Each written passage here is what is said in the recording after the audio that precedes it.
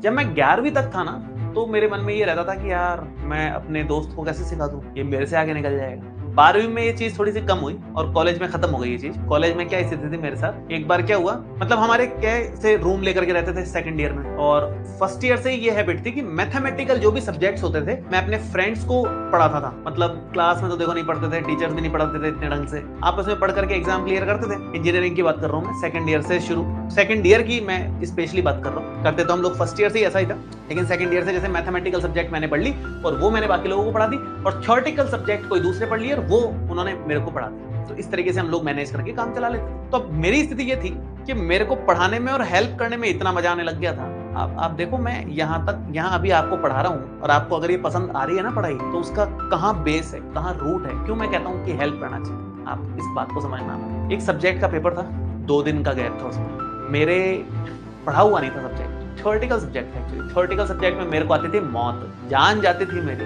एक तो हिंदी मीडियम, अब वो पूरा अंग्रेजी में पढ़ते रहो, फिर अंग्रेजी में लिखते रहो। अरे यार कौन करे यार। मैं जब मैथमेटिक्स सही लगती थी, पढ़ लो, इंग्लिश में भी दिक्कत नहीं होती, मैथ्स में क्योंकि इंटरेस्ट भी है तो फिर वैसे भी पढ़ने में आ जाता है ना। अब वो बड़ा जोर आता था, तो 2 दिन का ही टाइम था, पहले से ज्यादा पढ़ा हुआ भी नहीं था। 2 दिन नहीं पढ़ा तो मान के चलो फेल ही होना है, यही स्थिति थी, बैक लग जाती है। अब दूसरे ब्रांच वालों का कोई एक पेपर था मैथमेटिकल। हर ब्रांच का अलग अलग सिलेबस होता है, हर ब्रांच की अलग अलग बुक्स होती है, लेकिन कुछ एक बुक्स होती हैं जो कुछ कुछ ब्रांच में कॉमन भी चलती है। तो मेरे कुछ मित्र जिनके वो बुक जो हमारे भी थी, मैथमेटिकल कुछ बुक थी, तो उसको पढ़ाने का मैं सोचा यार उनको पढ़ाना था। मतलब मेरे कुछ 2-3 यूनिट उसमें अच्छे से क्लियर थे, 5 यूनिट होते थे हमारे, एग्जाम में आते थे 5, 2-3 मेरे को अच्छे से क्लियर थे। बाकी हमने सोचा था कि 1-2 यूनिट एग्जाम के दिन देख लेंगे, 2-3 दिन का गैप है। अब उनको, अब एक तो था कि यार मेरे में 2 दिन ही गैप है, पढ़ा हुआ कुछ नहीं है, एक आधा यूनिट पढ़ी हुई है, फेल ही होना है फिर तो, नहीं पढ़ेंगे तो। अब सिचुएशन ये थी कि उनका मैथमेटिकल पेपर है। अब मैं सोचू यार पढ़ाने का मन तो पढ़ा ही देता हूँ यार, चूल्हे में पड़े मेरी तरफ होगा जो देखेंगे।